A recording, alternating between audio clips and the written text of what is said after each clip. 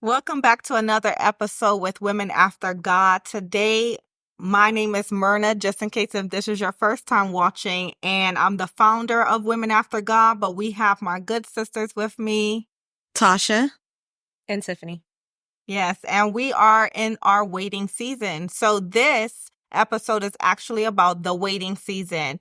So God had gave me a download, and it was that we were moving out of the waiting season into fertile season. So that looks like birthing gifts that God has placed into you, birthing babies, whatever it is that you have been waiting for. And in that wilderness season, how that looks like for you, we're going to talk through that process with my two good sis, as they have been through a waiting season, and we're going to see how that looked like and how they can help you through your waiting season. So what does a waiting season look like? For me, I'm still in my waiting season. Okay. So, my name is Tiffany. As I said, I've been married to my husband, Alex, for 7 years now. We've been together a total of 14. And thank God we're in church now, but we were not always church people. So yes, we were sinning at the beginning of our relationship. And I always suspected that something was off because I've never gotten pregnant, like ever. Obviously after we got married, we were actually physically trying, we were intentional about it. Again, nothing ever happened. So I started going to doctors, trying to figure out what was going on. I went to my regular OBGYN. They sent me to a specialist.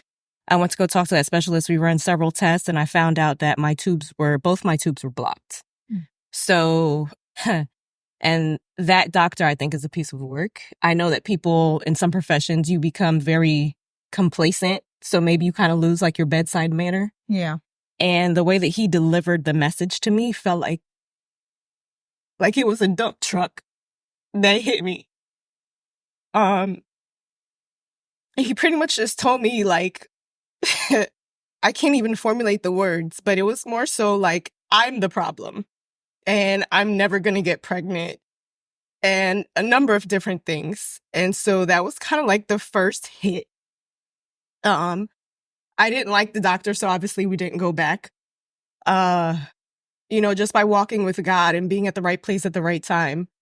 I had another friend, and I feel like when you are walking through this journey, I think the biggest thing for me and what I'm learning now is that when you're walking through the journey and you feel like you're by yourself, it's that much harder because you don't ever speak about it. So I kept everything to myself, no matter how I was feeling. I never told any of my friends or anybody that I was infertile, that I was going to have issues having, kids. I kept it all to myself. But for whatever reason, I was at the right place at the right time. And I opened up to someone, and funny enough, she related to me and she told me about a doctor that she was going to go see, who she loved, who was very willing to try different things. And I was excited. So we went to go see doctor number 2. This may have been maybe year 3 or 4 in my journey. So we went to the doctor. He was willing to see if he can repair one of my tubes because I am a believer. And God has always told me he's going to bless me with a kid. So it's not that I was trying to jump the gun and just do IVF immediately. I didn't want to. So I tried numerous things. I tried changing my diet. We went to completely fruit and vegetables, nothing else. I felt like I lost half of a person. I was super skinny, and we don't like that. So that I went through that process for a little bit. That didn't work. I've taken numerous pills that are supposed to help. You go see different doctors, holistic doctors, nothing worked. So I finally went to go see the second doctor. He was willing, as I said, to open up my second tube. So we went through surgery, went through numerous procedures, and we waited. And even that doctor, as I said, you become complacent, but he asked me, he was like, why are you waiting? Why do you not want to go through with this whole process? And I was like, I'm sorry, but I'm a believer. And he was like, I get that, but, and I was like, no. And I learned that during this process, you have to be strong in what you believe. Amen. Because the enemy is always going to throw stuff at you. And that's a doctor. That's his profession. He knows, obviously. But something in me was just holding on to, God promised me, kid. Yeah. So I'm not going to listen to what you're going to say. We're going to go through this procedure and we're going to see if you fixing the tube is going to work. And that was in 2020, right before the world shut down. And obviously it's 2024. I still don't have a kid, so I'm still going through my waiting season. But it's a journey. And in the moment, it's hard because, of course, you get the constant reminder every month that, you're a girl and your period's here. And that hurts. But as I said, we're still here. So that's just a little bit of my story. Thank you, Tiffany, for sharing it. Thank you for your transparency and stuff. So Tasha, I know that you have battled with infertility too, and you are also married. So what did that look like for you? Well, hi guys. Again, my name is Tasha. So me and my husband been married for 8 years, but together at least 13 to 14 years. So within the beginning of our years of being married, I'm like, okay, I'm married. I don't have any kids out of wedlock or anything. Like, I'm thinking this is the best way and everything. We tried doing it by ourselves, for 4 years, naturally, no help, no anything. And that's when we started to, go to IVF and went to go see doctors like in Miami Gardens, not in Miami Gardens, like And when they said to him, like, oh, he doesn't have enough, but you guys can still produce. So I'm like, okay, cool. We're going to go on, like you said, a diet. So he stopped smoking.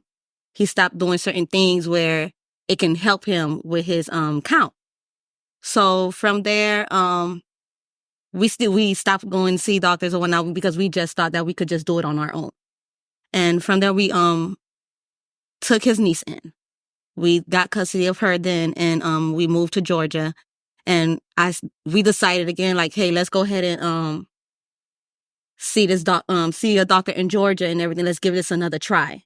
And when we did that, we did all the X-rays and everything, did the tests, and we went through it. I did the process of, getting the shots. It's not painful because they do give you a numbing patch, but it's just the process of you have to inject yourself. And, you don't have nobody there to help you. Like, I used to have to do these injections while I'm at work. And I'm like, I would call a coworker. I'm like, hey, I'm going to need you to do this because I can't do it by myself in the mirror. And from there, we became, we got pregnant.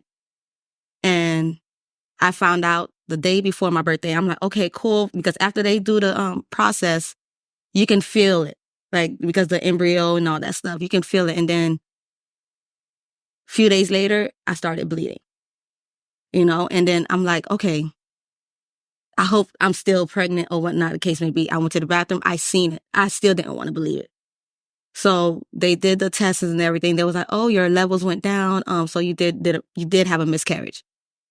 But like, they're like, don't worry, we're going to do it again. We're going to do another try and everything. So because of the age I was, they were only able to put in 1, not 2. So, but I kept on enforcing the fact that, put in 2, just in case if the other one doesn't stick. They're like, no, it's going to stick because, of your age. So the second one went and same thing happened again. I got depressed. I felt like I wasn't worthy. I just felt like I didn't want my husband to feel like it was his fault and felt like I was going to leave him because of it. And so from that moment, we decided to move back down to Miami. His niece was out of control at that time. She was a teen by then. We had her for like 4 years of that process. So we gave her back to her mom. And before we went to his sister's wedding and we had a conversation, he was like, babe, would you leave me if we don't ever have a child? I'm like, no, if that's the case, I was like, we can adopt. But when we adopt, we will adopt a smaller baby, like infant, where we can grow that child up to what we want her or he to be. And by me, like, still keeping that faith of like, it's going to happen. Like, even though if it didn't happen with the doctors or anything, because at that time I gave up, I'm like, I know the doctors know what they're doing, but I'm like, whatever, I don't care anymore. But by me taking the setback and me and my husband having a conversation where we're like, okay, we're going to just leave it in God's hands. it's up to him if he wants to provide us with a child, because I was so mad at the fact that where I used to see other women easily get pregnant. And it used to bother me so much. And then, like, I had friends or associates that you can say that would be like, oh, don't worry about it. I'm going to go to the abortion clinic and I'm going to get rid of it or whatever. And then I'm like, are you crazy? Are you serious? Like, there's other women that's out here that's like, fighting to have a child, praying to have a child. And here go me, I'm married. I even took in somebody else's child that wasn't even mine to help take care of that child. And you just want to just get rid of this child. That's such a blessing. And lo and behold, by me and my husband giving it to God, we became pregnant naturally with Amelia, who's 4 years old now. Like, I give thanks to God for everything he done for me. Like, and, just looking at other people who's trying, and I'm giving them that faith. I'm like, listen, don't give up. Just because this person say this, just because this person say that is not on your time. It's on God's timing. And from there, like, I've been fertile. Like, it ain't no, it's not y'all business, but it's, it's, so from there, like, we became from a family of 3 to a family of 4. And when we had our second born, he's no longer with us. And I thank God for that, by him even allowing him to be here with me for at least 2 months. They were giving me bad news after bad news. He had hydrocephalus. Oh, because you're 22 weeks pregnant, you're able to abort him. I'm like, that's not my plan. I have him. I feel him kick. I feel everything. I'm going to keep my baby. I don't care how long he stays with me, but he's my baby, And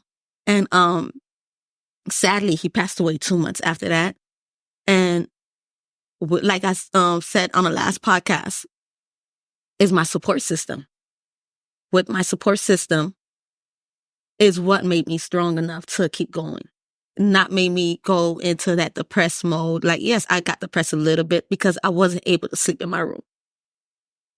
So let me ask a question. How are you stewarding the weight?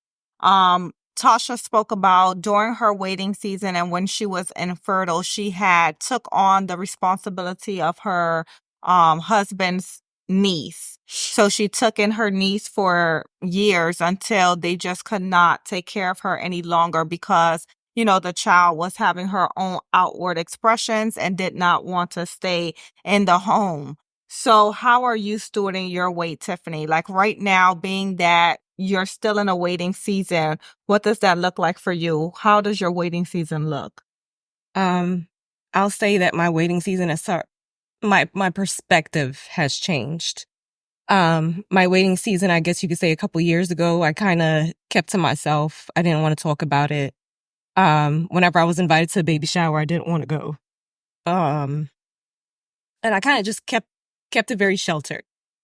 Now, recently, I'm more open to it. And then you start to realize that, you know what? It makes you feel better to know that you are actually not the only woman that is going through the same problem. Mm-hmm. So it's given me a different perspective on it. And instead of saying, why me in the beginning, it's kind of switched to, like Thanksgiving. Amen. Because at the end of the day, when it is my time and God decides to, okay, give me a child, however that looks, whether it be, naturally IVF or I have to end up, adopting someone. I've turned it from me and realized what is it that I can do for someone else in this season. It's very different now. And I gotta say that I am more thankful now that it was than before. In my waiting season, I always remind myself of Hannah. She's prayed constantly. And every time she prayed, God heard her. Mm. So it's not that I'm giving up, throwing in the towel, saying that my day's never going to come. I'm constantly reminded that God heard Hannah and he heard me and he promised me. Amen. So it's different for me now. That's so good. And speaking of Hannah, like there's many women in the Bible that were having problems conceiving. Sarah, who else? Hannah was one of them. Manoah's wife, they don't really say her name. They don't mention her name in the Bible, but Manoah, I was just in this, that's Samson's mother. Mhm. And so Samson's mother was unable to conceive children. And then an angel was sent to her to let her know that she was going to have a child, and he was going to be a son that was going to set the Israelites free from the Philistines. So there's so many women that we read about in the Bible that also dealt with infertility, but we always come down to them having a child, them, God answering that prayer, being faithful to that promise and giving them their child. And so, you know, with Sarah, it didn't matter how old she got. It doesn't matter what the circumstances look like. God is still God. And if he can do it for them, he can do it for you as well. And so just speaking on that really fast, take a moment. So you stewarded your waiting season by adopting not Amelia, Deasia. Her name was Deasia. She was sweet baby. Deasia, and you know, welcoming her into your home and everything, taking care of her for what, 4 years? 4 years. Before, you know, she made the decision to go back with her mother. During that waiting season for you, you spoke on that you were still trying IVF and taking care of her as well. So what was that process for you? Although you were taking care of this child, you still felt the need that you wanted to be blessed with your own child as well. Yes. So with that, during that time, so during that time, we had that miscarriage, right? So at that time, like, I just only focused on her. So, like, as in, like, making sure she's going to school, making sure she's doing this. I was being a mother to a child that wasn't mine. And she, you know, she eventually started calling me mom. I didn't give her that. I didn't tell her to do it, but she did it on her own will because I was being a mother that she didn't have at that time. Like, you know, the relationship that she was looking for. And, you know, when she started acting out, and I'm like, all I have done for you, for a child that wasn't mine, and I still love you, for you to treat me this way is unfair. I felt like I was being mistreated for no reason when I was giving nothing but love. So when we gave her back to her mom, and at that time we weren't doing infertility. Like I said, we just left it in God's hands. And like I said before, I was surprised. When I said I was surprised to the fact that, like, I was actually pregnant, it's the fact that I had a whole dream. How many pregnancy tests did you take? Wait, hold on, because this is too funny.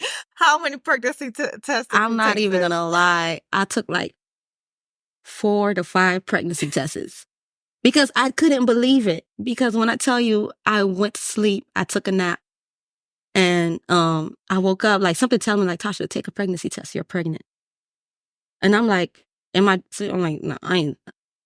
I'm asleep. Like, it's a true story. This is a dream. Like, I don't believe it.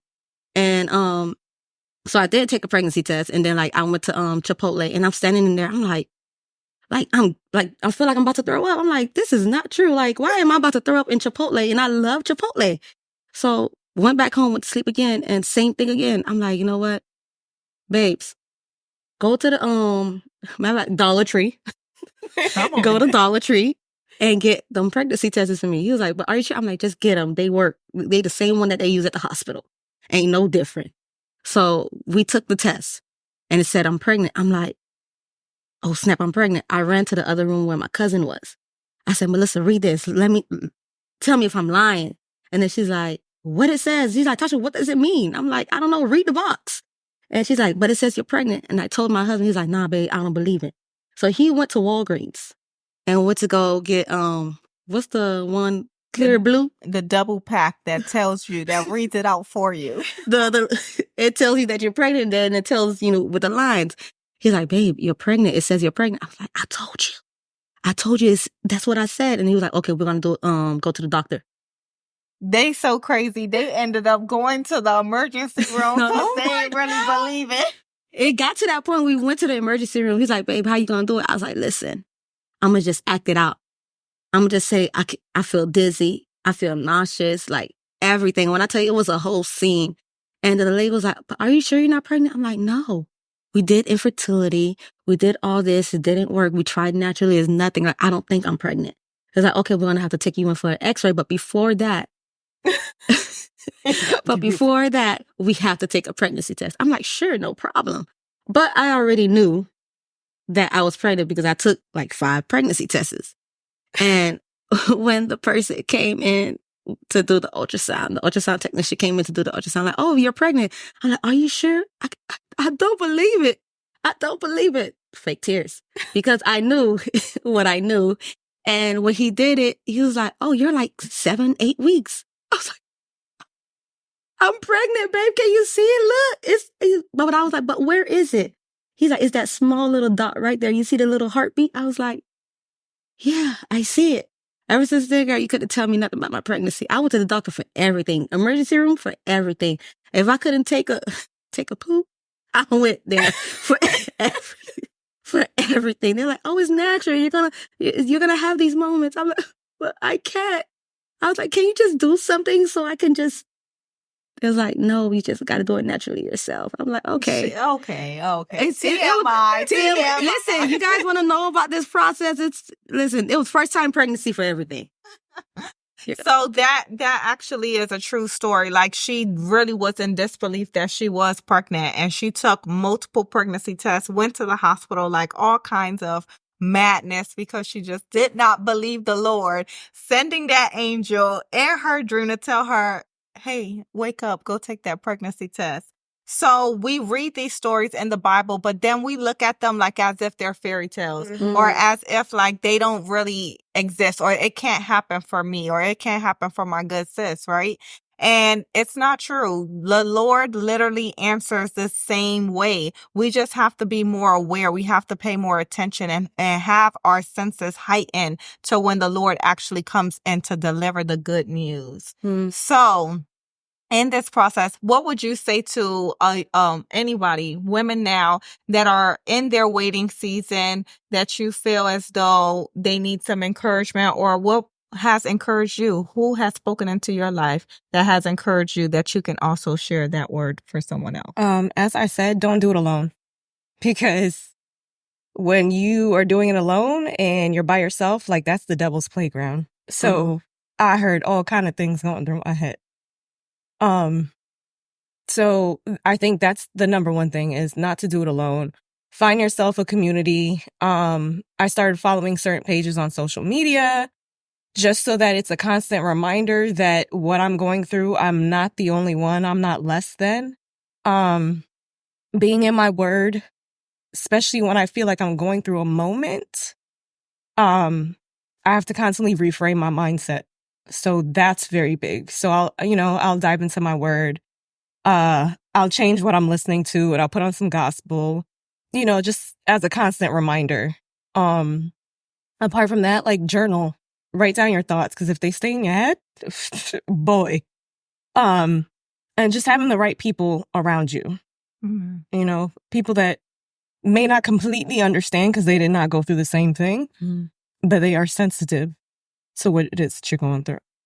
And, I not only having the right people around you, but you also have to be sensitive to who should not be around you and who you shouldn't share certain things with. Because if you have an idea or you want to try something to do it a natural way, I've had people, because I shared it with them, they're starting to give me like negative talk. And now you start to second guess yourself. So not only the people that are around you, you got to be aware of the people that you need to keep at bay, at a distance. And just embrace it. Enjoy the moment, that you're in, because you're there for a reason. And through this process, maybe it's not even just fertility, but I enjoy meeting other women and figuring out how can I help them, or connecting people to each other, because what you're going through, I may not be going through, but I could, send them off to you or connect somebody to Tasha. And I'm just learning to enjoy it in the moment. Yeah. And talking about, let's not step over the fact right now. Wait, something just came to mind. So my good sis Tiff, she is in her waiting season, but she enjoys life. When I say my sis travels, her husband has seen almost every country. Like, talk about that. So you're waiting for your child, but you're also enjoying these precious moments that you will not get back once you have a child. Because when you do have children, you do have to, not everyone does this, but it is prone that you want to give that child the most attention possible and kind of settle down and grow them up in a community and an environment. So moving and traveling and those type of things are not easily accessible as it is now. So you're also in a waiting season, but I feel as though you're growing your relationship with your husband because the connection and the intimacy, the chemistry that you guys have and you guys share is remarkable. Like, speak on that really fast. I will say that this process has brought us closer together because you have to have like those difficult conversations. And I will not lie, in the beginning, like I didn't even want him to bring it up. It was such a sensitive topic that I would like bite his neck. You know what I mean? But we've learned to have those difficult conversations, and in those difficult conversations, you do grow closer together. Mm-hmm. So even that, I think, you know what I mean? Like we don't know why God has any of us waiting, but in that process, it's growing you. And, you know, you're developing strength and resistance, and that's what you need. But yeah, we are still enjoying life. Very much so. Any chance we get, you know, like it's very easy for us to pick up and leave because we don't have to, you know, answer to anybody. At the very most, we got to have somebody watch our dog and that's it. But we're enjoying the moments that we do have together, you know, before we do enter, you know, have a child into this world. Mm-hmm. So we are enjoying that. I believe that that's a good stewardship too, having a pet, because, you know, pets are like children. Trust me, I had a pet. Yes. And I was like, why I got all these kids and this dog? But anyways, yeah, so having a pet is somewhat like having a child because you have to take care of this dog. You have to feed them. You have to send them out to use the bathroom. Like there's certain things that you have to do with this animal, like with your pet, that you are also preparing yourself to be a mother as well. So I know Bash is like a big baby. And you guys take amazing care of him as well. So that's also a part of your stewardship. And, you know, you're walking your journey to conceiving and having your own children.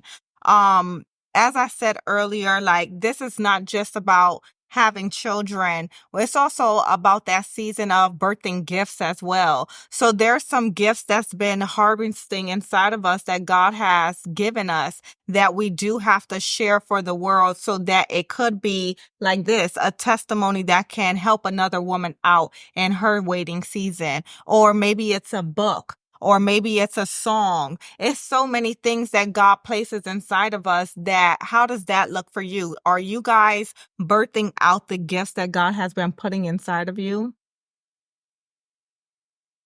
I would say by me being more open to other women about like just seeing them with the struggle, or I can just read it on their face and just explain them my story, giving them hope, you know, like me being not only hopeful for them, but just to let them to be hopeful for themselves.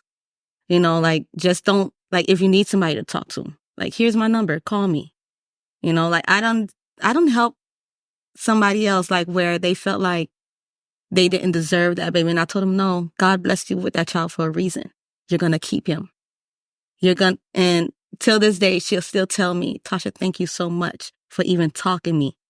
Even though the father is not there as he should, but the community and the support system that she has around that child. And by me telling her, like, keep him, he did nothing wrong.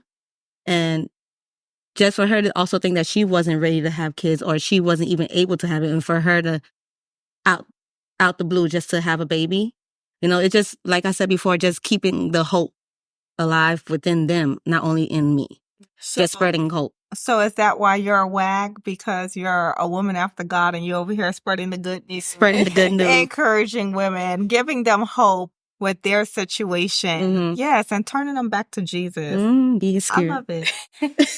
So what about you, Tiff? Any gifts inside of you that you feel maybe it's time for you to be birthing out at this moment, or that you know God has really been tugging and pulling on you to release?